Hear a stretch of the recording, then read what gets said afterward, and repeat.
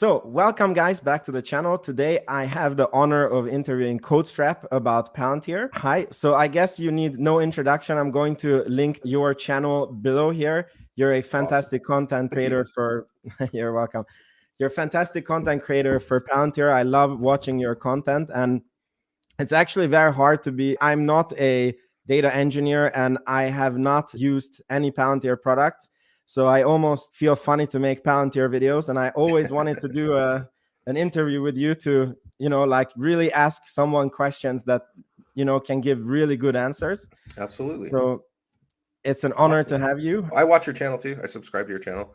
I've been watching your videos for a little while, so definitely. And I like your audience too. Your audience seems to be pretty engaged and has some good discussion in there as well. So for sure, love it. And just full disclosure too, I do have a relationship with Palantir.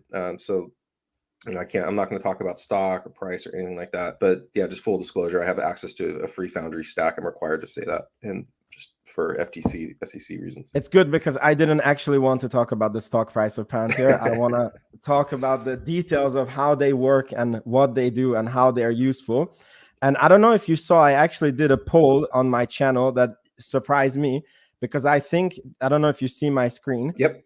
I think Palantir has a problem which for sure contributes to their low stock price, which is people don't get what they do.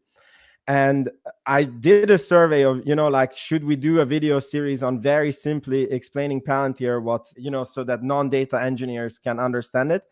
And 43% of the people said that they never got what Palantir did, and 44% wants to understand it better. So what is that?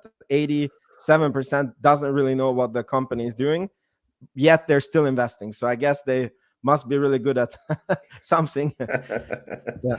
Yeah, let's get into it. I'll try and give you the ducks and bunnies version, and then we could do like a more of a deeper technical dive if you want to. But what is the problem that Palantir is solving first? So like every kind of pitch deck starts with like, what is the problem the company solves? What is the state of the union today? What is the problem they solve? State of the union today is that FANG companies are outcompeting everyone because they can make data-driven decisions, and they can do it at a rapid pace, right? And that allows them to innovate and iterate quickly. They can see what's working and what's not working, and they're not going off like finger in the air science or gut instincts from a leader that might be wrong. They can actually measure how their decisions are affecting their audience, how it's affecting their bottom line, and they can do it at a rate that no one else kind of can, right? And the rest of the world kind of saw that and was like, hey, why does FANG companies, why are they getting to do this and we can't? We got all this data over here, like why can't we make data-driven decisions? I got all these analysts, I got all this software, like why are we failing to innovate as rapidly as all these other companies are? And that's become known, I think, globally as digital transformation. So like you have that kind of umbrella term that's being used to sort of describe how can I create a digital twin of my org and operate like FANG companies and make data-driven decisions at the speed of the data stream. And that is going to unlock a lot of growth potential. It's also going to be fairly disruptive in terms of legacy modes of operating, sort of legacy business processes that are inefficient or entrench poor performance, or allow poor software to get entrenched within the organization, because digital transformation actually requires that you get rid of a lot of those things. And so Palantir is solving the problem of digital transformation for the vast majority of companies that want to do it and take advantage of that data-driven decision-making. And they're doing it with a holistic platform offering that's very different than everything else that's out there, right? So like if I'm company X, Y, Z, and I want to do a digital transformation, a lot of times I'm looking at high-priced consultancies that are going to bring in a lot of high-priced software and try to work with my org to glue it all together and try and keep it running, right? It's kind of like building an airplane or something. You got all these component parts. It's all got to mesh together perfectly, and it's all got to like sort of work together in unison. And I got to get everyone on the plane and take off with it, right? So it's like, not only do you have a huge problem of engineering complexity, you now have a change management problem, like a huge change management problem. And the problem is with a lot of these approaches is that they're unopinionated often about the way that change management takes place. And they're also unopinionated about the integration of all those component parts, And that leads to both a massive complexity in the engineering effort through the complexity of the network of all those parts working together. And it leads to a huge problem of people just getting pissed off that you're changing the way they work, And you actually need a strategy that addresses both of those things. And that's what Palantir is. It's a holistic platform that solves digital transformation from the ground up, which is the data ingest, all the way to the software you're going to be using, how it integrates with your legacy systems out the other end, right?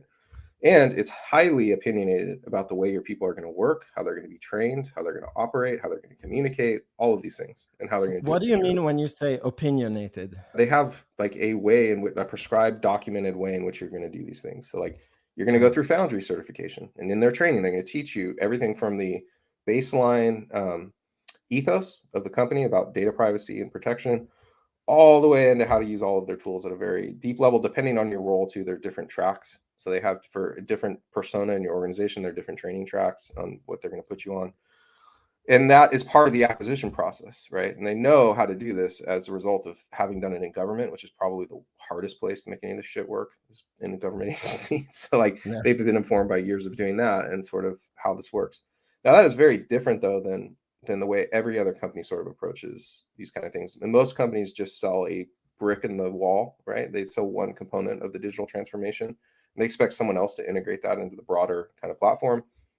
And none of them have an opinion about the way you should be trained or the way you should work. Like I don't know if you've heard Alex Karp make these statements about like, oh, we need to make sure that we get people training on Foundry so they're still relevant 10 years from now. You know, that they still have a relevant position.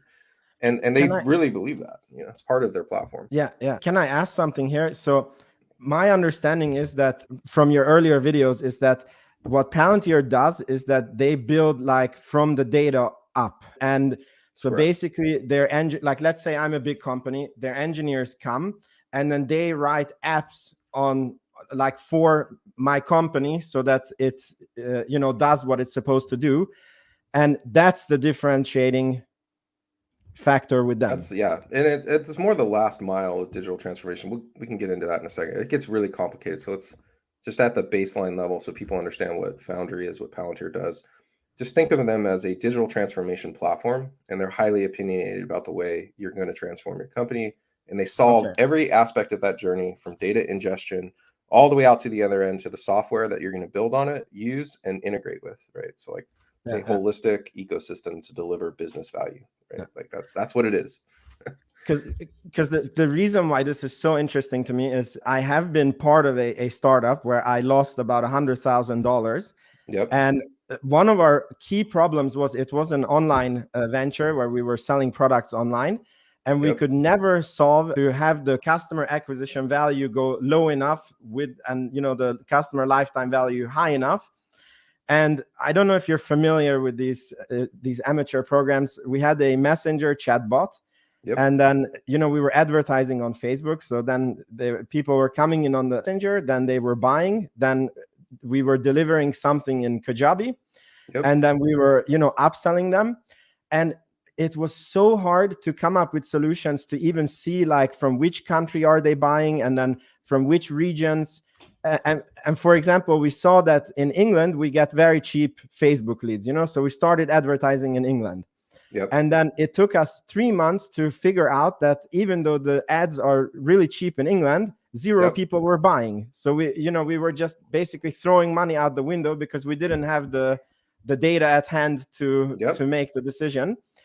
And in the end, we basically ran out of money because we had to take a decision like, okay, to continue, we need to risk another like $200,000. And then there's zero guarantee that we are going to figure this out. And sometimes I get this idea, had we be built on Foundry, I mean, my guess is that we wouldn't be able to afford Foundry, and it's for much bigger companies. But if we could have started on Foundry and have all the data in one place, it would have been very simple to write low code or no code apps to show us the data that we need. Yep. So this is a very interesting parallel, and let's I'm going to break down. There's several things in here that we need to talk about. One is whether or not you could have afforded it, you know, that gets into sales strategy and their business model. The other is the platform itself and like how does it bring data together and like how does that translate into a business decision. I think the last one is maybe a last mile custom applications you could have built to enable your business. But let's just take the data problem and unpack that one. Yes, Foundry could have helped you a lot because what you would have been able to do, most of those advertising platforms have APIs for you to pull data in. You know, there's like some API out there. Foundry has a native REST API integration. You can go and provide your credentials and then just batch ingest all of that data directly into Foundry. And then you could use all of the tools within Foundry to analyze it. And you would probably want to use a tool like Contour Contour is a really rapid way to analyze large data sets, and you can visualize all aspects of it. So like anything you would like to break down, segment, visualize in any kind of visualization chart that you would typically see, you can do that really quickly in Contour. It's even faster than some of the tools that are in code repositories and other features in Foundry where they're more data engineering focused. And it's really designed for a business operator to come in and see the data stream, like what's happening, what's in this data, what's interesting, what can I pull out of this thing? And it's all done in a really user-friendly interface that's like point and click. You don't have to write code. It's all just going to come in natively. And you could have made decisions about like which segments of your audience responded most, right? And like what were the commonalities between those people? What type of business were they at? And you can enrich that data. Like if you wanted to go out and buy public data sets about companies, you can enrich the data coming in through your advertisers with the data that you would have in these public data sets, whether that's LinkedIn data or whether that's like data you're purchasing from people that sell corporate information. You could see like, oh, this person works at a $2 billion market cap company. This person works at a $20 million market cap company. I'm getting a huge hit rate on the $20 million market cap data people. Go and fix that. Find me more of these people, So like, and Foundry would let you do that like right at lightning speed. You don't need to do any custom engineering work to do that. You can use Contour, and you could also use Quiver to analyze those data sets and get that kind of insight. And you don't need an engineer to do it. You could do it. I mean, in our company, it was a disgusting Frankenstein solution to get data. It was like we used Zapier, and then we had to use like 50 million different links on Facebook so that we know like every country had their own link. And then they were being tagged in the chatbot. And then we had to use Zapier to like match the emails with the tags with the, and then we had this like really big table with in Google Sheets, that Zapier was writing. And even just to come to this solution, it was like very many months to even like discover how we can get data. And I really think that that's one of the reasons why the business failed, because we couldn't. It's a common problem. This is like why I laid out why companies want to operate like FANG companies. You're laying out the case of why you wanted to operate like a FANG company. We need to make data-driven decisions. And like Foundry also would have let you incorporate Foundry has, I don't know how many data source connection types. It's incredible the amount of things it can natively connect to. I don't know how they got to that point. Maybe it was because they were working with governments and corporations for so long. They had like encountered all these things over and over again. But you have files you want to bring in. You can bring in files. You have SAP data you want to bring in. It's natively integrated with SAP. Like wherever you want to pull data has like integrations for Salesforce or basically any SaaS product is common out there. It's got a native integration. So like it's so easy to bring that data in. And once it's in Foundry, it has such a powerful suite of tools to enable you to understand it that it removes all those barriers you would typically have where it's about a systems integration problem, right? Like you were describing earlier, man, it was such a pain in the ass because we had to go through all these different systems to get an answer out the other end. And that process is brittle. It often breaks. And then if data engineers are involved, it's definitely going to fucking break because data engineers, So like they're going to bring in all these other tools and build like what they call their data engineering platform, which is really like a bunch of open source tools glued together with fucking bubble gum and duct tape and try and make that work. And that's not a knock against data engineers. That's just the way that the tools work. The tools are designed for you to go in and do that heavy lifting. And what a lot of people forget is that in like complex systems are a thing in science. And so basically like one of the attributes of a complex system is that you can never predict what it'll do. The only way you learn anything about a complex system is you interact with it. So you do something and you see what the feedback you get is, right? You can't predict. Yeah. Well, interesting thing about computer science, distributed systems are by definition complex systems, right? So like when you start gluing together all these fucking bits of software into a distributed system, especially if they have different states, like the system over here has a state, the system over here has a state, they're going to talk to each other over an API. And then we're going to have all this like CI/CD crap that's involved that's going to like manage all their dependencies and upgrade them in real time. Those become complex systems and they often break. And the only way they broke is because you tried to do something and it broke. It's like, And often data engineers underestimate the amount of complexity they're introducing into an organization. And before you know it, you're in the data engineering business. You're not in business XYZ anymore. You're in the data engineering business now. And that's a black hole you throw money into, And that's a huge problem that Palantir is addressing. Another question. So let's say that we had all these SaaS products, right? Like we had the chatbot, we had Zapier, that's a SaaS product. We had Kajabi. And would we have to pay for Palantir to collect all the data so that we can analyze it, and on top of it pay for all the SaaS products? Or is there a way that Palantir becomes like a data operating system, and then it replaces, like we're somehow able to replace the chatbot and write it somehow on top of Foundry? So yeah, I think, yeah. So let's get into, this is more the last mile piece of your question. It's like, how do I build data apps that just run on top of my data warehouse? I don't need to go purchase 50 SaaS products. I can just use a platform theoretically and build my own, or have them delivered on top of the platform. And yeah, so it doesn't have, it has a chat component in Gotham. I don't believe Foundry has a chat component yet. But chat aside, let's just take all the data stream analytics you're doing. Yes, absolutely. Foundry would replace all of that. All of the analytics tools you were using before would be replaced in Foundry, with the caveat that any intelligence you were trying to leverage within those systems would likely need to be replicated by your team. So if like your tool has a predictive component that says, this looks like a high lifetime value customer, you would need to build your own model to do customer valuation, or buy one. And there are actually a lot of off-the-shelf models now you can go out and buy, and they all drop right into Foundry. So like you can drop just about any machine learning component you could think of into Foundry and manage it through their ML platform tools. And then you can incorporate those directly into your analysis, right? So like if you want to incorporate machine learning models into dashboards you're building to do predictive analytics, you can absolutely do all of that. And so, yeah, you can, and you don't need to be an engineer to use the no-code tools that let you build the dashboards or build applications that do stuff like alert you if you have a lead that looks good, right? Like you could build that with proper training in Workshop, which is a tool that's like a low-code, no-code application tool. And you could even incorporate the models if they were pre-built for you and managed in Foundry by your data engineering team, or by acquiring them and then bringing them into Foundry. You could then incorporate them. And that's all done via their low-code, no-code tools. And it's really cool, actually, how they pull that off. But they are operating from a premise that they want to empower people like you and not necessarily engineers. They want to empower both. I guess it would be a better way to look at it, is that we want a platform that equally empowers the business owner as much as it's going to empower the software engineer.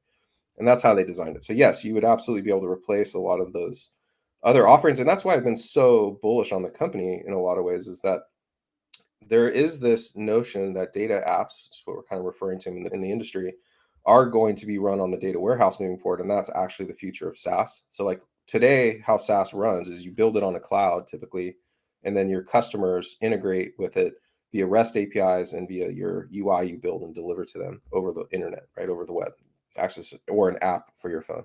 That's like SaaS 1.0. The problem with that model is that like this creates a huge management overhead. Like trying to manage 70% of an organization's software now is SaaS. It's under that model. Trying to manage that's tough. Like we run through a lot of hoops at my company trying to manage all these platforms, make sure they're compliant with security, make sure people are onboarded and offboarded through single sign-on with, like, say, Okta. There are huge problems. And then the contract negotiations every damn year. It's like it's just this constant rolling effort of bullshit you have to deal with.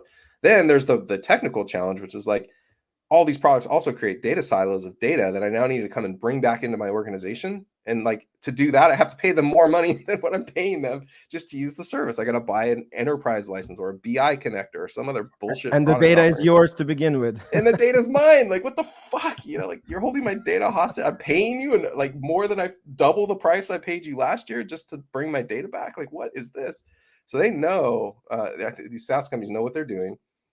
But it creates a real problem for organizations that want to do what you wanted to do. And I think you've probably felt some of that pain.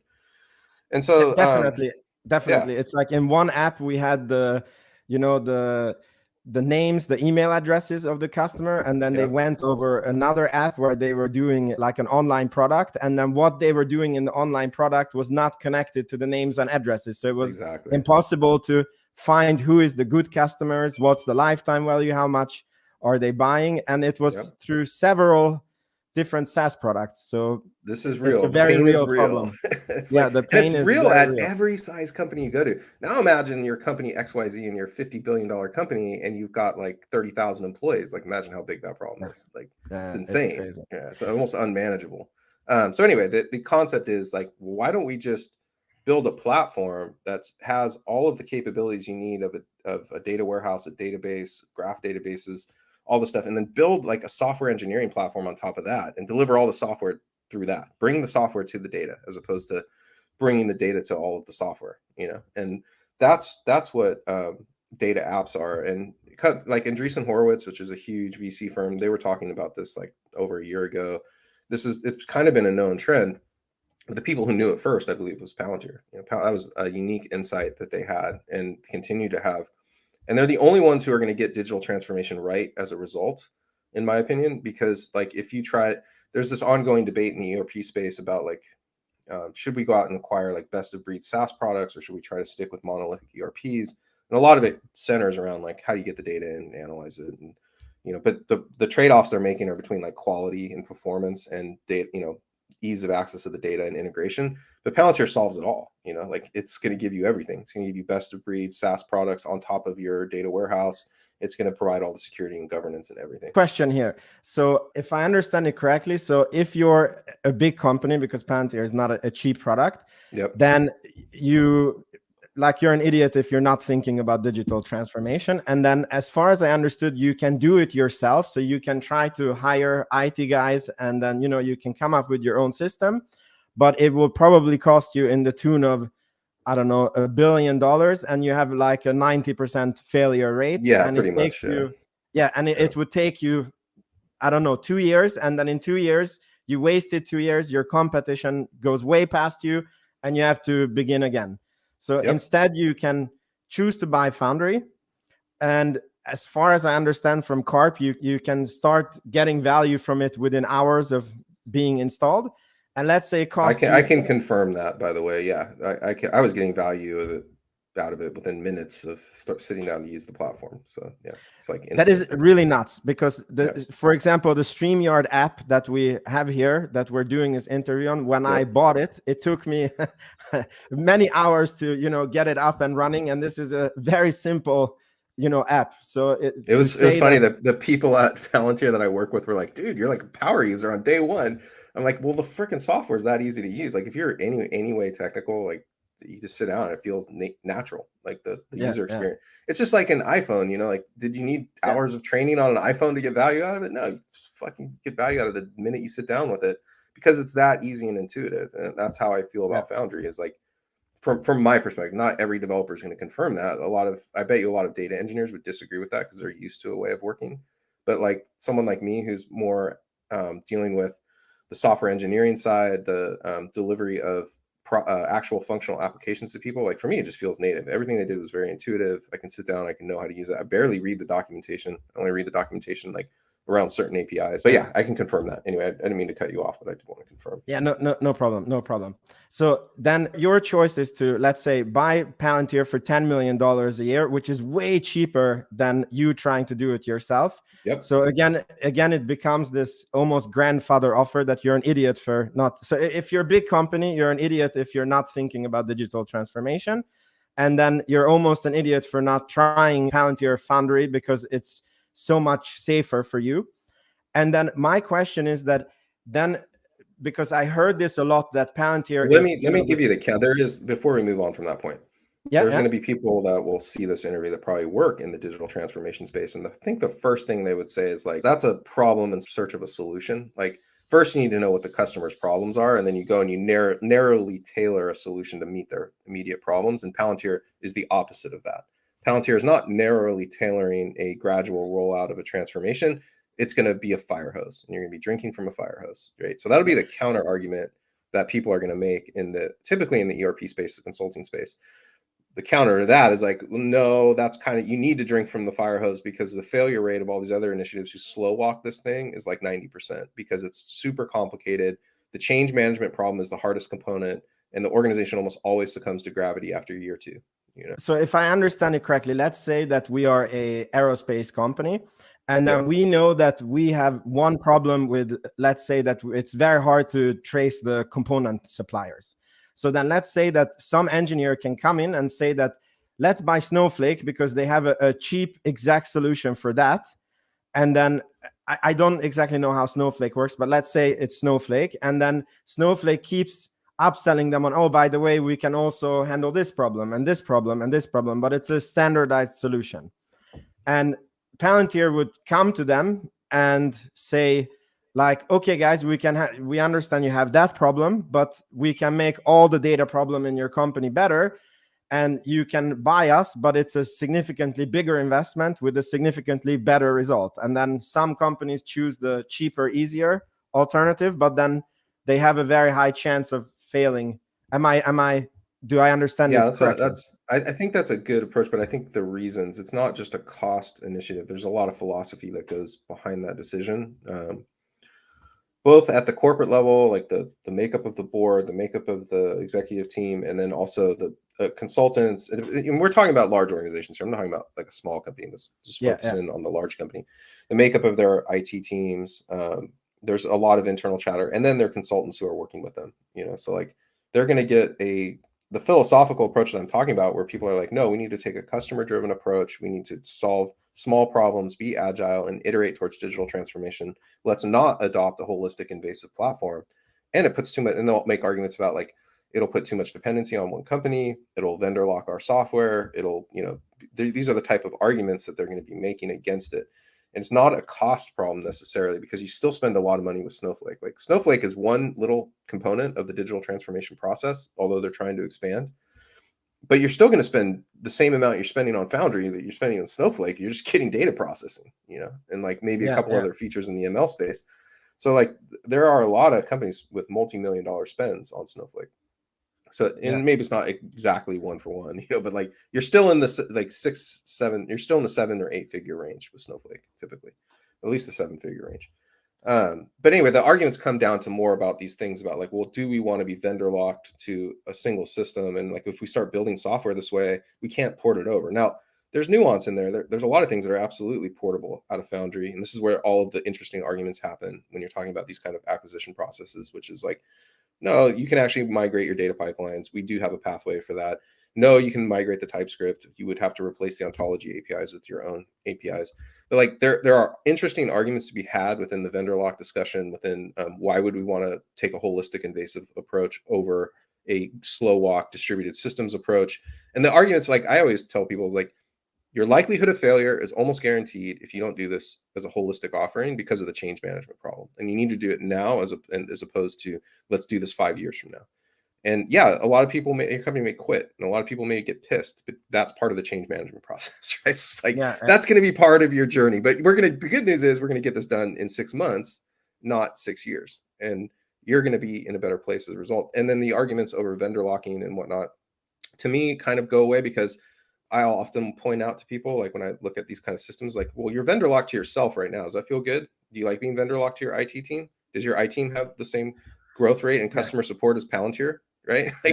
Like no, motherfucker, you're vendor locked to your own fucking people over here. It's like whatever you do, you are dependent on someone. Yes, exactly. I'd rather be dependent on this company over here because I trust them explicitly to deliver quality. So like, okay, that's very interesting. And if I look at the competition for Palantir, so is this the main differentiating thing, that Palantir is the only one that can deliver a holistic approach, and the Databricks and Snowflake and all the other companies, they're handling standardized small problems and they keep on upselling the customers towards a holistic solution? The arguments will be made that probably in the ERP space that Salesforce could maybe be an option for a lot of companies. As a holistic platform offering and a platform you could build software on top of. I think there's other arguments to be made about different ERP suites and ERP providers as to an alternative. And because ERP systems are a lot like that, they have their own plugin architecture. There's gazillions of plugin offerings offered by third parties. They are a platform for building software. They're just shitty platforms, in my opinion. And they're not cloud native. They had to be rebuilt from the ground up to become cloud native, which is leading to a degradation of quality and stability, according to different experts in the field. People want to debate that, but from what I can see, that seems to be the industry consensus. So I think that you could make arguments there are alternatives as platforms. So if I want a digital transformation platform, I could look at some of these other offerings. In particular, Salesforce is interesting. So I don't think they're the only game in town. I think that they're the only one that actually delivers the value without a ton of work and a multi-year transformation step. And also just the offerings are way better. Like when I think about the things that are in Foundry versus the things that are in those other platforms, like Foundry is solving problems that you didn't know you were going to encounter along that digital transformation journey. They've already thought about how to fill in all those gaps for you. Whereas like some of these other platforms leave blind spots open for the organization to like stub its toe as it's trying to roll this thing out, and sometimes that can be catastrophic to the success of that initiative. So yeah, I think there's alternatives people can make a case for, but I don't believe any of them ultimately, if you're fair in your analysis, are gonna be anywhere close to Foundry, in my opinion. Okay. So in super simple language, so Palantir is a data analytics platform. They help you with the digital transformation. No, they are a digital transformation platform. They are not a Oh, data analytics platform. I hate when people call them a data analytics company. That's okay. not what they do. Yeah. So they're a digital transformation platform, and Yep. they are for quite big companies. And the value, like if you have them, the value that you get as a company, you will be able to, basically. They're only for big companies because of their sales strategy. They Yeah. actually are extremely valuable. So as a day zero startup platform, it's more valuable than a digital transformation platform. Like as a day zero startup platform, holy crap, this thing is revolutionary. Like, My God. yeah. And it's funny because Karp even said in this last interview that I saw with him that like his mission in life is to, like make people more productive and make businesses more productive. So it's really weird that He delivered on that mission. I mean, my God, that's why I keep getting so mad at the go-to-market strategy, because I'm like, this thing could propel the American economy forward like overnight, in my opinion. Like it could really solve real-world economic problems for this country. It could empower a whole group of people, right, who would be 10 times more relevant to the organization overnight, right? We wouldn't be going around trying to chase software engineers all day. Like, I don't want to bag. I am a software engineer, right? It's like I write code every day.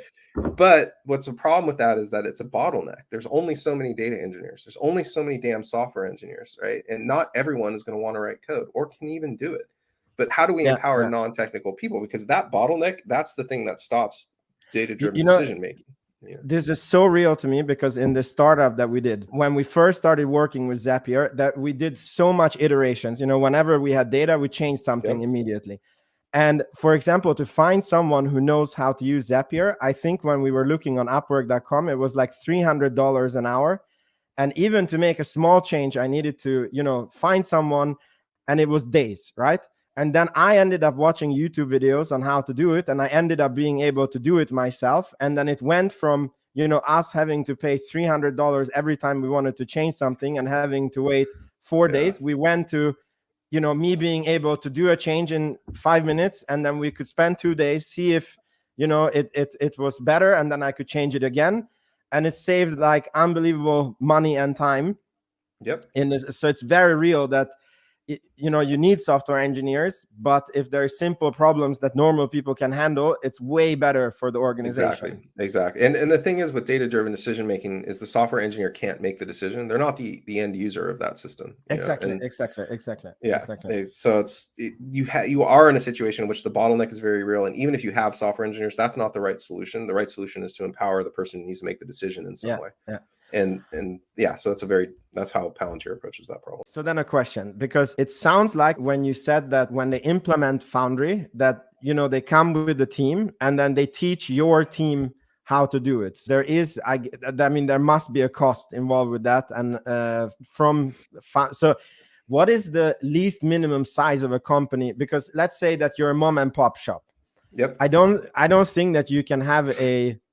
Well, let me kind of step back. Like, the reason that a lot of those bigger companies require forward deployed engineers and a lot of hand holding is because of their size, right? It's like they have 30,000 employees. And remember, like I said, probably the largest problem you're going to deal with in digital transformation is non-technical. It's change management. It's dealing with people problems, right? So a lot of the reason these large corporations would require consultancy engagements from Palantir and hands-on training labs and like that kind of thing has more to do with the people management component than the technical one. I don't need forward deployed engineers to get value out of Foundry. I built the Foundry for gaming demo in like 6 hours, and I didn't get any training up front. I just freaking jumped on the platform. Where I got stuck, I read the documentation and I was unstuck, So basically there's nothing stopping it from being available to anyone who's willing to learn Nothing. That's very and the training is online. Like I can't get into it yet. I am going to do a video on Foundry training explained. I got the green light from them to release it because the information is non-public in some areas. but I'm going to be able to cover the public facing information as part of this video. But there are it's online. There is a cost, right? And I'm not going to get into what it costs. But you have to be an existing Palantir customer, and you pay the fee to access the training materials. But you can certify online, right? So it's self-paced learning. They have video courses. They have and do you know how interactive much courses. this fee is? I can't say. I do know how much it is, but I can't tell you. But is it affordable? Is it like yes? Like it's in line with the same prices I pay for AWS certifications and other types of certifications. Okay. Yeah. That is very interesting because, okay, here's another very interesting question. So when you use Foundry, like what is it that you pay for? Is it you pay a license fee for being able to use it? Do you pay per user? Do you pay per data transaction? Or so they do have usage based. What I don't have insights into what they negotiate for every customer.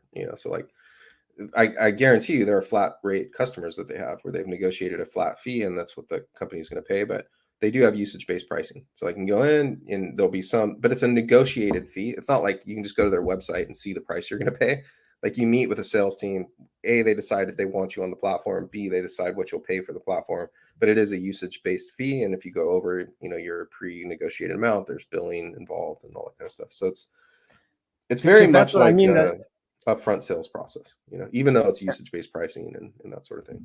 Because that's what I mean. If they would really wanted to open it up for mom and pop shops, then it wouldn't necessarily cannibalize their other sales because their usage could be so limited that like to users. Well, so that's so this is an interesting debate to have because this is where the Adobe purchase of Figma comes in, and why I think it's such a great parallel for what the problems they're going to have at Palantir related to this is that.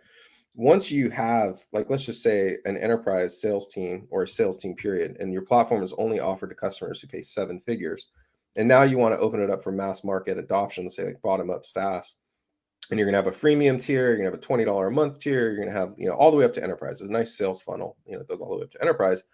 What the problem you start having is like, how do you not piss off the customers you have who perceive that you're now giving this product away for what they're paying 7 figures for? And how do you not have a revolt in your sales team where they're like, dude, if you do this, I'm quitting, and I was in the middle of this kind of like these kind of discussions. Like I was telling you before, I worked for an Adobe certified solutions provider for 10 years. I was deeply involved with Adobe's teams trying to make web-based product offerings because the company is still extremely good at delivering their software over the web. They have a proprietary way they've done that.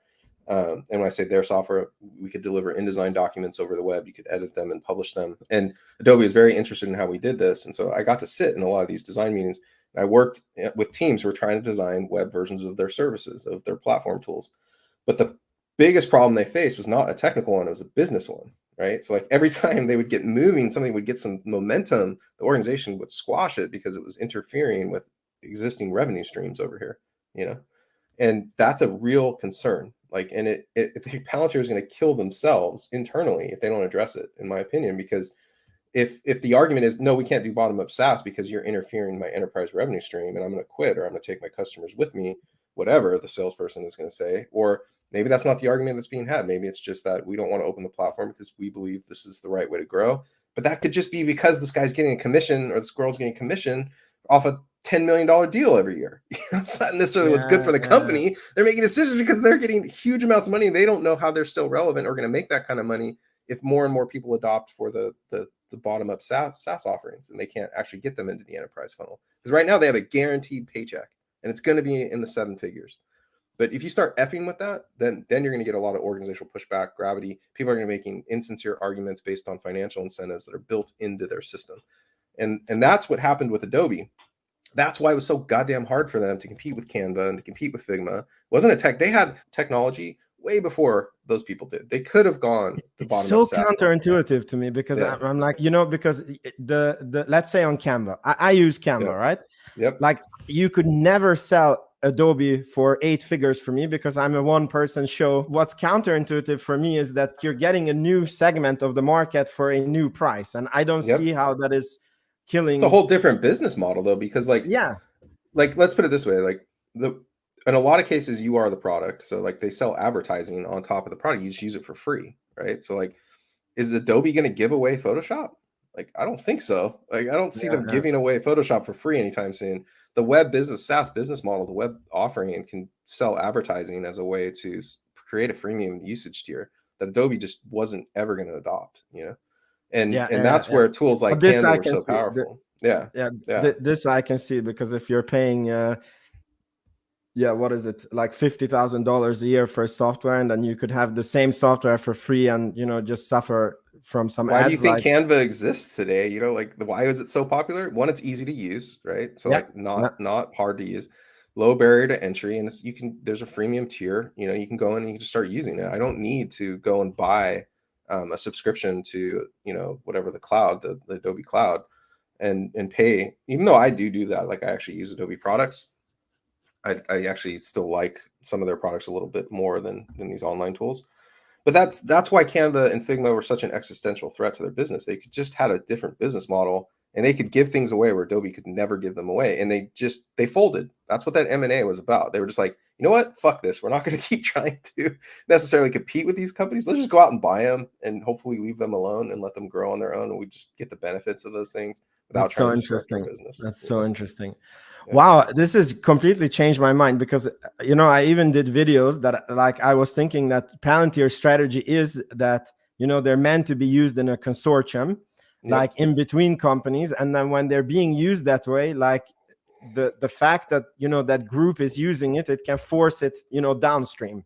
So Yep. for example, let's say that you're a supplier to, is it Hyundai and Kia that is using Yeah. Foundry, right? Hyundai Heavy Industries. I don't know if Kia is. I know Hyundai Heavy Yeah. Industries is using it. Yeah. Yeah. So let's say Hyundai is using it, and then, you know, you're a supplier to them, and then there is a supplier below them who's like, no, we want to use some other software. Then these guys are going to say, no, fuck you, because us too, we are using Yep. Palantir. So That's you correct. have to use Palantir. And then the more of these there are, then the new companies that come, the new suppliers that come under, like, they are forced to use, like, there's no two ways Yeah, about yeah, it, right? I believe that too. And there's numerous advantages in there. One is that you're securing, like, this, the one that no one really realizes, like, yeah, there's the business efficiencies. There's the fact that Foundry makes that process really cool and easy. Like, you actually have a better supply chain as a result of that. But then it's also verifiable. So like, Foundry has a mode in which you can operate in that I'm still experimenting with, but I've been talking to the technical folks about, which is like, you can create these like append only data sets so that data is never lost. You can't delete it, right? It's just new data comes in, new transaction is appended. So the state of any given record is the most recent version of that record, but you've never lost the previous states of the record. And your entire history of your data sets is preserved for you. So you can time travel through them, and you can, you know, do some pretty cool analysis as a result of time travel. But the fact that the data is never deleted, then you add the consistency guarantees by hooking multiple Foundry instances together, right? So like, because you could hook multiple Foundry instances together, you now have copies of all that time travel that is basically a distributed ledger at that point. What other fucking thing do we know that called the distributed ledger that is very useful in supply chain management? Blockchain, right? Like, blockchain is a huge tool used in supply chain management. So we know you didn't fuck with your data, that your data is non-fungible. So we know your part came from where it said it came from through consensus. Foundry can do that same thing. And that's another reason it's so powerful as a consortium model, is that you can get the same consistency guarantees you can get through like a trustless model with blockchain without having to deal with fucking blockchain. And so, and also you get all the other benefits out of it. So I think there's like both the sort of logical efficiency model that makes that consortium very attractive, but then there's also the transparency, trustless kind of way that Foundry, the type of trustless guarantees Foundry can enable through a consortium model. So there's both of those things to think about. Okay, good. I just realized we never answered this question. So when you're a Foundry user, like, what is it that you pay for? Is it again a license fee that, you know, you use it? Is it that it's based on your data usage, or, and do you know how much if you are under a usage-based pricing model, you're paying for your compute and your storage, right? So it's like both of those So if kind you of things as use far as like 10 or actually, you know what? It gigabytes, was just compute. I believe the only thing that, I don't know if I'm saying things I'm not supposed to say here either, like, but I believe it's based on compute. So how much data are you processing in the platform? That's what it's really based on. Yeah. Okay. Cool. This is very interesting, because I'm shocked now that it would technically be possible to just release Foundry for even very small companies, and it would be super beneficial. And Like, why is it not being done? That's the question I'm asking. And that's where I've Yeah. been hypercritical of CARP in particular, is because that is a CEO level decision. And Adobe as well, that would have been a CEO board level decision as to like, are we going to adopt a mass market strategy where we have a freemium tier and we go ad-based model, or do you think it can be like an Apple-esque decision that they want to like perfect? Because Foundry is quite young, it's only 5 years old. And do you think that maybe they think they don't have the manpower and the experience to really open it for? No, I don't think so. I think they have they have all of the staff they would need. I mean, look, dude, like I can release a SaaS product by myself if I wanted to, right? You're not going to have great customer support, but I could easily just release my own SaaS offering. And yeah, but that's what I mean. People start these things in their fucking garages, you know, like. Yeah, but I mean that is it holding them back, that they would not have a good customer support and they would not be able to? No, like I'm trying to draw you a parallel, which is like people operating businesses with 5 people in them have SaaS offerings that companies buy and purchase. You know, it's not about the manpower or any of that stuff. It's just that this is a strategy decision. I don't think there's any argument that can be made, technical or otherwise, other than this is a conscious strategy decision by the leadership team that this is how they want to grow. And that's the only one that I'll accept as a definition as to why they're not doing this. Wow. Okay, that was it was the first time I truly got this concept. I'm a bit shocked about it. I'm going to reserve the right to be wrong in the sense that like I'm armchair CEOing that decision. You know, like I don't fucking have access to all the information here. You know, like if I'm operating, it seems off always publicly easy on the available outside. facts. It always seems easy on the outside. I'm only operating on the publicly available information, right? So like I don't have access to any private information or inside information. I just have the public information available to me, and that's where I'm basing my decision. So I could definitely be wrong, and there may be facts that they're in possession of that would totally contradict everything I'm saying. So I could totally be wrong. I just can't see how the market forces affect them differently than they affect everyone else. And that's where I would question the strategy, is like, what are the second and third order consequences of your decision? The immediate like second order consequences is that I always give this analogy. You're blocking the creation of skateboarding, right? What does that mean? Skateboarding is a sport in which the original architects like never intended their end product to be used, right? Like skateboarders use architecture in a novel, crazy way and have built entire industries, multi-billion-dollar industries on top of architecture, right? Completely independent of anything the architect had in mind, right? So by blocking mass market adoption, you're actually blocking the art that could be created on top of your platform. And that could be a multi-trillion-dollar mistake, right? So like, that's the second order consequence. The third order consequence is that someone's going to figure that shit out and come in and offer the platform in a similar platform eventually in a way that you're not, regardless of what you do. You could play the strategy out till kingdom come, talk about privacy all you want and how awesome your platform is. Eventually someone will come up with a Canva, you know, and that's the third order consequence. And a question that I've been meaning to ask since I've heard about this data apps. So let's say we're a big company, we do this digital transformation, we have Palantir Foundry. So let's say that it's like Nike. We have developed our internal programs to, handle supply chains, handle customers, how they supply the shops, and they, how to forecast like, okay, this country is going to order, like Europe is going to order during Christmas time, Asia is going to order a lot some other time. And then as far as I understand, on the data apps, if you were really smart, you would rewrite these programs on top of Foundry. So you wouldn't use like and my question is, is it possible that we will have a whole industry built on Foundry with, Yes, that's the skateboarding.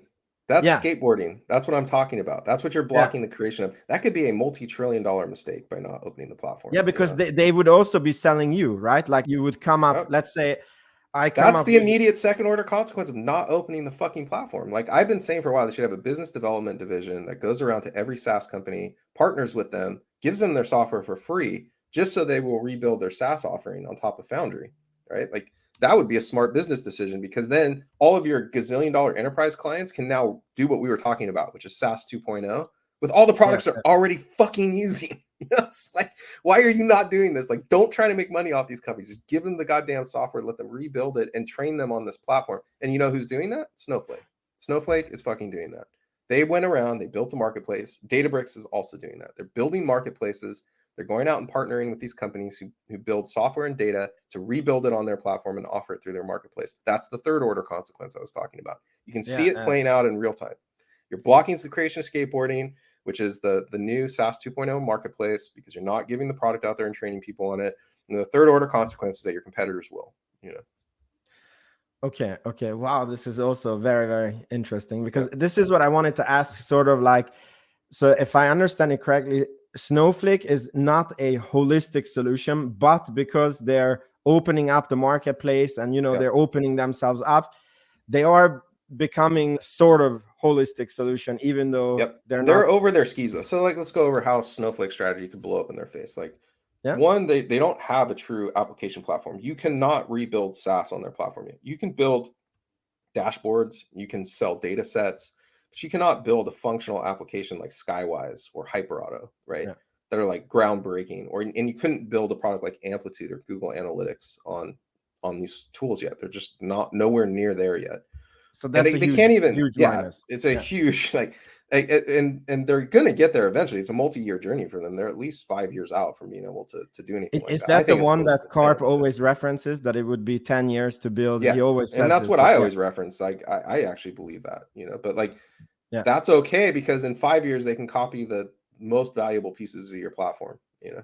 So like, dude, you can't sleep on that, man. Like it, because in year 3 you're fucked. So it's like, don't think of it as a 10-year time horizon. And everything in technology is non-linear, like Karp always likes to point out. It's not like it's gonna be this like slow linear growth of how they kill you. It's going to be like year 3 you're done. That's how that shit plays out typically. And like, but the problems with Snowflake is that, one, they don't even really have, they just now released hybrid tables, which is like transactions on individual rows of data. And that's required to even build software on anything. You need that ability to have transactional support. And then that transactional database, that transactional table is then copied over to these columnar tables for data analytics. They just released that. I mean, that's like a foundational piece. That's been in Foundry forever. Like, Foundry supports transactions. Foundry supports columnar analytics. Like, that's been there forever. And then Foundry has this whole other system, the ontology API, which is like something they haven't even considered yet that they're going to need for distributed search. So like, one of the biggest problems when you start building apps on top of the data is really what you need is a good domain model of your business to build good software. And there's a lot of reasons that you have to be able to do that. Not the least of which is you need data to interoperate between all of your screens and all of your, pieces of software. You don't want to talk about that data differently at every point in those software pieces. And that's often what happens, is because the engineers will build like a database that just represents their piece of software and not the business, not the domain. Nothing like that exists in Snowflake or Databricks. Maybe you could try and cobble something together, but nothing like that exists. And it's unique in Foundry in that the ontology is not only a state, it's not only the representation of the data, it has behaviors. You can do stuff with the data. You can change it, or you can trigger alerts, or you can call other APIs, or you can, as if you do something over here in the ontology, you can trigger right back into your ERP system to order parts, right? Like they're so far ahead, right? Like in all of these areas that are absolutely required to get to the place we're talking about, which is rebuild SaaS on top of the data warehouse, which is all the more maddening because they could put these companies out of business with just one announcement, like Amplitude is building their software on top of Foundry. If that was announced, it would send shockwaves through the fucking industry because they go, holy shit. Right. Yeah. I think it's coming. I think it will. I think so too. I get this sense. I don't have any access to any information to make me believe that, other than just what I'm like intuitively trying to put together, Yeah, because like when I listen to Karp interviews, he always says that, this company is not built for Wall Street, and he's kind of a jackass to investors. Like, he's sort of like, we are amazing, and you either see it and you dig into the data and you find it out for yourself, or go invest in another. That's kind of his viewpoint, He's absolutely right about that. I mean, he's got the track record and the organization to back all of that. I don't think I would probably feel that way too, having built that company. And think about what this guy has done. He built that company from the ground up. They have the best engineers in the world. They have the best software engineering culture that I've ever seen. Like, and he's been leading that, Yeah. So I think he's got a lot of legs to stand on there.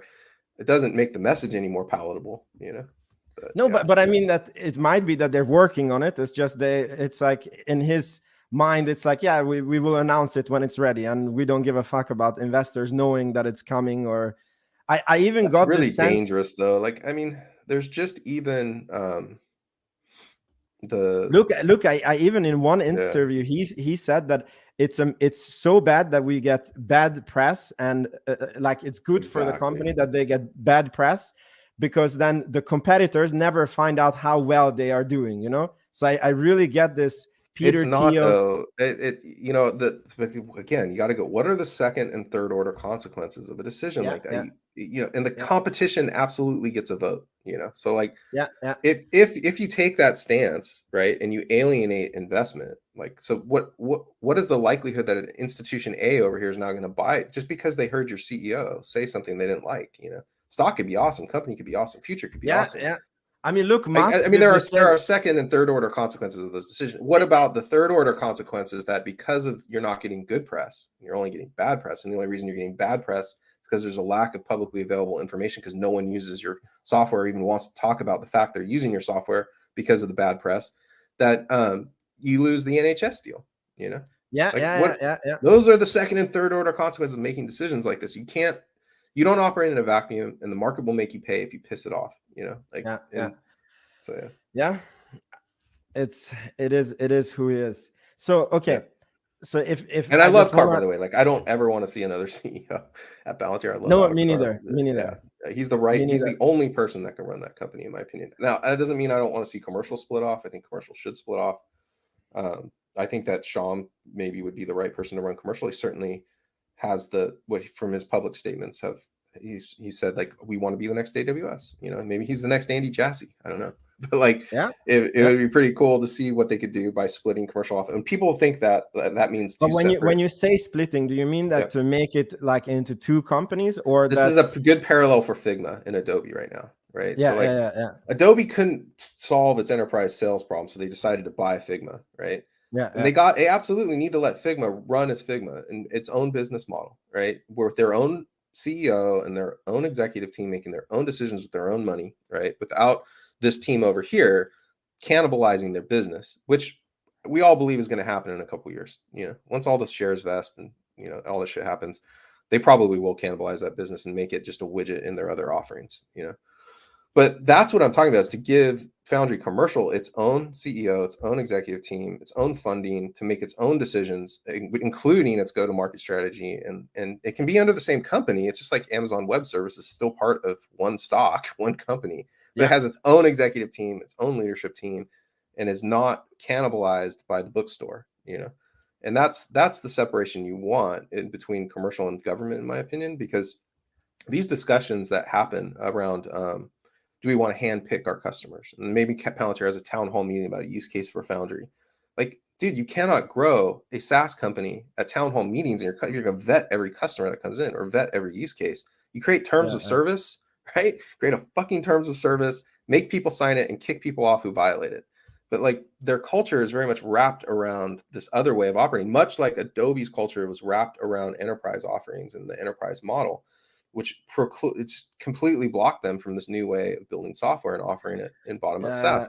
That's what you need. You need that kind of a separation. You know, you need to separate those two things. And I've also said that they need to separate solutions from their core product, which I think on a technical level they've done, but solutions, in my opinion, is better done through channel partners. And When you like, say solutions, you mean that yeah. they're handling specific like, let's say you have a problem with X, and then they have a, like, not a holistic product, but just a solution for that. Yeah. I have, like, I need a custom built thing that, custom Yeah, built feature on top of your platform to make it work, make your core product work in a way that better suits my business. That's yeah, solutions. yeah, Amazon has solutions, but like, you've seen companies recently like IBM jettison their consulting sides, and that's all solutions, right? Because they have very different concerns.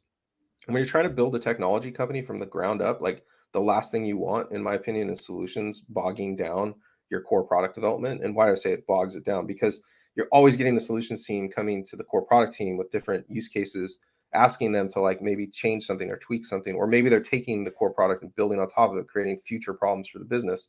Like, you don't want that hindering your broader platform adoption. And that's where the real growth is. Solutions is going to be limited growth. Yes, there's good money in it if you do it right. But again, I always felt like, separate solutions from the fucking core product. Maybe give that to channel partners. Like, AWS has a thriving network of channel partners that build solutions. custom one-offs for every company under the sun. They go around, they do consulting. There's a thriving, probably multi-billion-dollar industry just in that. Yeah, So. I can totally see it, because those partners would be selling you. Like, exactly. yeah, I mean, like it's debatable. There are a lot of debates about how effective channel partners could be. So they might sell you if you're selling, So there's debates about but I think that they've done a really good job of picking the channel partners they have now. They've sort of handpicked those channel partners. A lot of them are veterans. So I think they know how to grow a channel partner network. But that's where I'd like to see the solution side kind of sit, is more with the channel partners. Okay. Yeah. Okay, so to like sum up what we spoke about today, so there is a digital transformation need for all the businesses, which is kind of a new thing. Yep. And this is a problem that businesses have to handle. Otherwise, they're going to go under. Correct. Because of competitors who are able to make real-time decisions, right? Correct. Yep. So basically you could say that the industry in itself is in a 10-15 year like very big transformation shift. Yeah, correct. Shift. And basically Palantir currently is the best solution on this, but there is other competitors. Yep. There's other methodologies, like think of Palantir not just as a product and a platform, but like an ecosystem, a philosophy, a way you're going to do this and derive value. And there are other competing philosophies among consultancies and ERP providers. So like there are absolutely competing visions out there. Exactly. And so basically Palantir's success will depend on their speed at penetrating the market. And can you see, for example, a version where, let's say, Snowflake would go to all the small companies, and then those companies become big companies and they stay on Snowflake, and then sort of they end up winning this race, and then Palantir would, because I think that in this space there is room for 2-3 companies. Those are the second and third order consequences of the decision to not take a bottom up sort of mass market SaaS approach, right? So like that's what you're sort of hinting at, and that could absolutely happen, because everyone is seeing these trends. I'm not the only person out there who sees these trends, right? Like anyone who's tapped into the industry knows what's going on. They have the exact same information I do, So they're making decisions and strategies at these companies to take advantage of the second and third order consequences of Palantir's decision to not go mass market. And they're doing it well, they're not fucking around. And I think that's where the problems could come in, is that I always just distill it down to the competition gets a vote. It doesn't matter what your strategy is if you're not responding to what your competition is doing. And this is like SaaS 101, man. Like the idea that a competitor like Microsoft, who's done this over and over and over again, could just offer a shittier version of Foundry and through its network effects kill you. Like that is Microsoft's goddamn MO over and over and over again. Just go read about it. That's history, So like, dude, the intelligent data platform from Microsoft is a direct competitor to Foundry, right? They are taking the same lessons, the same terminology, cobbling together all of their shittier products to make a Foundry-like offering, right? So like they need that. You can't operate in a bubble and just believe you're going to win because you're that good. You have to address what the competition's doing. And another question. So if you're a big company and you have had Foundry for 5 years, you have 30,000 employees that are all trained on Foundry, how easy is it to say like, okay, here's Microsoft, which is a bit cheaper, but shittier, but it's no problem, we would run on this? Like how easy it is to make the decision to change? Because it feels like it would be very hard.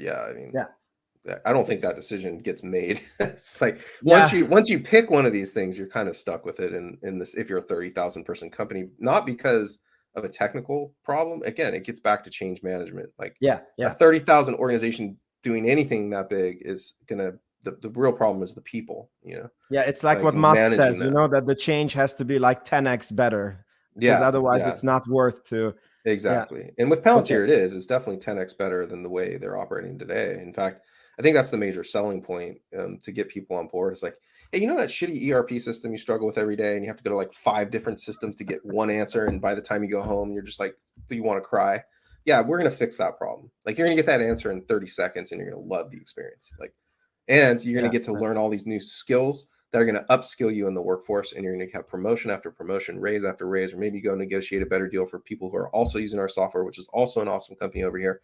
Like that's how you combat the change management problems. You just give people a vision of the future that gets them excited, Yeah. And Palantir can do that better than anyone, right? So like Microsoft cannot do that. Microsoft's IDP platform, like if you really dig into it, doesn't get you excited. Like, oh, it's the same crappy software I'm using today. Nothing about Microsoft gets me excited. So like, they absolutely have an ace in the hole when it comes to competing. But then again, I mean, we can just look at the history of how Microsoft put so many good products out of business and just made shitty versions of them. And, you know, but it's really because it was about the network effects they have, you know, and it's about the fact that they can use that in their distribution as a huge hammer, you know. So. Okay, so if we talk about best case scenario for Palantir, is that they become like a norm and they become the operating system of like the data operating system of the West. Yep. And which I believe will happen eventually. Yeah. And then they will have companies making apps on the Foundry platform, which will be themselves be $billion businesses in the future. So this is, so if this is true, yeah, I mean, we are not talking stock price, but it's very good for the company. I mean, you guys, if you guys want, if you doubt that vision, just go watch my Foundry for gaming demos. I'm literally building a Google Analytics Amplitude like A/B testing platform in Foundry, right? Using Foundry native tooling. Okay. And like, to give you an idea, like Google Analytics, the entry point is $150,000 for the enterprise plan. And you, again, you mean that you build an app on it that otherwise, like you yourself are able to build the app that would normally I mean, what I built, there are all the analytic, I can build all the analytics dashboards that Google Analytics give you, including the geo-targeting and geolocation information. And I can do it in a way in which I own my data every step of the way. And it's all built on Foundry native tools. Like I built that on Quiver, you know, like. And in what, so you said it was 6 hours. 6 hours. I can, I mean, I don't have all the features of Google Analytics, obviously. Like it'd take a team of engineers probably 6 months to create an equivalent offering, right? But would it be fair to say that if you were a gaming company, then you saved 150,000 yearly millions of dollars? I mean, it's not just 150,000 because that's just the baseline entry point. It's how much you spend would be closer to $500,000 based on the amount of data you need to process through analytics. So my God. That is a big advantage. But like when we're saying like, yes, there's going to be multi-billion-dollar companies that are just built on top of Foundry. Yes, that could look at AWS, you know, like, yeah, 100%, dude. There's going to be, like, if they can pull this off, they are like the next big thing in computing. They're going to be a platform, you know, like on par with the App Store platform, on par with AWS, on par with GCP. Okay. And their worst case scenario, to look from another viewpoint, is that the competition takes over and they become this niche, you know, for big. They become Oracle. That's the worst case. They're Oracle. Sorry, they become Oracle. You know, the worst Oracle. Case for them is they're Oracle. You know. So, yeah. But I mean, because like now I'm looking at it as a stock investor, that's still like for them to become the Oracle, it's still like a growth from here. I mean, so you have the worst case scenario, which is that they become this niche supplier. They already are that niche kind of supplier, that Oracle-ish enterprise thing. You know, there's a lot of companies that use Foundry, they can't even talk about it, you know, but like they are really starting to make big inroads in the enterprise space. So I think they're already there and they're already setting themselves up for that.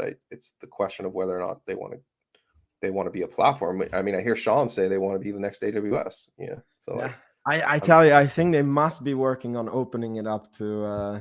I mean, in the last investor presentation, they even, I mean, like they started with this, you know, pay per usage, and I think they did speak about modularizing Foundry, but I don't know if anything has happened on that. I don't remember any announcement that, because for them to modularize Foundry, it would be that they're like handling standardized problems, right? Like correct. Foundry is modular. I think what he meant by that is that they're probably working on ways to sell it in a modular way. You know, it's more like the Adobe problem I was bringing up earlier. Like you can't F with the salespeople's money, you know, and it will manifest itself in insincere arguments about why you can't do something, you know, and that I think is what he meant when he said we're making it more modular, because it is already modular, you know. So like my Foundry instance has a handful of apps. The people who run the multi-tenant stack that I'm in can pick and choose which modules I have access to. And I have to go and ask them, hey, can you give me access to this module over here? Because I'd like to experiment with it. They can enable it and voila, it's there, you know, like it doesn't take a fucking month or anything. It's like, it's just a selection for them and whether or not it's enabled in my stack. So it's like 100%. There's nothing technically stopping them from doing that. Wow. Nothing. Cool. So yeah, I think I came to the end of my questions. This was very revealing. Like you changed my mind about a future, like because I thought they were doing amazing with this approach that they had, and now I see that they have a. I still, as an investor, think that they're either going to grow quite nice or they're going to grow and blow up completely. But obviously, I want them to become this next, AWS. It's So interesting to think about, like the thing that'll give you fodder for is like to word parse what is being said between, like, say, Sham and Karp, or what you'll hear between their salespeople and their technical people, and like it'll give you a new perspective, and you'll start actually picking out little things that are being said and go, I wonder what they're talking about behind the scenes. Like, what are these conversations really like? Like when Sham's out there saying, hey, we're for what AWS was for developers the last 10 years, Foundry is going to be for developers for the next 10 years. And then Karp's out there saying, like, we want to pick and choose the customers. Like, what are those discussions like in the executive room? Like, I'm sure they're all friendly, but like, it gives you things to think about of like, what are the actual dynamics playing out internally? But I wonder if, I actually wonder if it's not because Karp is more selling on the government side, and and then, for example, if you decide not to sell in China commercial, then you did choose who are your customers. And I mean, a lot of companies will cut off China. Like, that's kind of a bad example because that's just a like a philosophy choice, like. Yeah, but do you think they do this? That like, if I'm a commercial customer and I apply to them, then they like do an audit on the company? Yeah, and like, I mean, Karp gave several examples in recent interviews where he would hold town halls and they would talk internally to all the employees about, like, do we want to do this? And I think he gave one example of a banking company. It's probably in South America, and then another one I think was like a marketing kind of deal for tracking PII and stuff like that. He famously has stated, even in the early days, there were multi-million-dollar contracts that they debated internally whether or not to pick up. That would have made a huge difference for them financially, but decided not to because of ethical objections. So like, their culture is very much built around this idea that we have powerful technology, we don't want it misused, and the sorting mechanism is about Palantirians deciding who gets the platform. That's what I hear anyway when I hear him describe that. And that absolutely cannot be like a scalable SaaS business, right? Like, and I get why you would want to do that with government actors. But in the commercial space, in my opinion, this is a solvable problem with terms of service and multi-tenancy, where you can just turn like, if you discover something, like you did, like, let's say you discover that, I don't know, they start working with OnlyFans, and then they discover like, oh, this is pornography, and we didn't know, then you can just turn them off. This happens all the time. Like, I don't understand why this is. There's an industry standard solution for platform misuse, and you don't need the only reason I think it's an issue for them is that their culture grew up around it differently. Like, they evolved in a different way than the average startup today that needs to scrape together every dime it can from every customer it can, but then prevent misuse at the same time, where preventing misuse for them is a really hard problem. They, because like, they're a small team, they've got thousands of people on their platform. So they leverage the industry standard method by default, whereas Palantir kind of, I feel like they evolved in a slightly different way than the average startup, and like, so their culture has sort of come to a different conclusion about how you handle these problems. And so, yeah. Very interesting. Very interesting. Yeah. Okay. And if we look at an average investor, because, I feel that, for example, on Palantir, what's very hard for investors is that, when you talk about Tesla, it's like you can experience the car, right? And whatever company you speak about, you can experience the product, And I feel that on Foundry, what we as investors can experience is that, you see that the customers are growing, you see that they have a positive net retention, which by the way, it's funny when people say that Snowflake has 180% net retention and Palantir has 120 something percent, and then Snowflake is so much better. I was in the subscription business in this startup, that failed, and to keep customers for more than a year, it's like very hard. There is a distinction between commercial and B2B though. So like the turnover rate in commercial is substantially higher than it is in B2B. And there's arguments to be made that B2B should have a naturally expanding TAM baked in. Like, David Sachs makes that argument a lot about the baked in TAM of B2B SaaS. So like, there is a baked in TAM expansion typically in B2B SaaS. So I would be concerned if any B2B SaaS product didn't have a high net retention rate. You know, it's almost like you better have. Yeah, but I mean, as an investor, it's almost like a product market fit confirmation that absolutely. No, I mean, but that's why, like, if you see anything other than stellar performance, you should be concerned, because there are arguments made by industry experts like David Sachs that B2B SaaS has a built-in TAM expansion. So you should expect high net retention. Exactly. Yeah. So, I feel that as an investor, as long as I see that Palantir has a positive net retention, they're getting new customers, I'm happy with them, right? And then it's the growth rate. Well, this interview has been amazing, Code. Thank you so much. Absolutely. Do you have anything you want to add in closing? If people out there are looking for an alternative path other than college, and you're interested in engineering, check out software apprenticeships. I operate open source curriculum to learn software engineering as a skill, as a trade, basically. And then there are innumerable software apprenticeship opportunities from every major FAANG company today, including Microsoft, including Google. You can learn all about them. And if you have questions, jump on my Discord. I can point you in the right direction where you can learn about software apprenticeships. But the more people we get looking at that as an alternative, I think the better. And it's a much better path to prosperity and learning the trade than the traditional computer science track. So if you're out there, you're interested, check it out. Awesome. Yeah, thank you so much, Code. I hope that we can do this again. And absolutely, man. I really enjoyed the interview, and I love your audience. I'm interested to see what they come to the table with, and yeah, just keep up the good work, man. Yeah, awesome. I'll come back on anytime. Like if I get a window, for sure. And awesome. once you see it.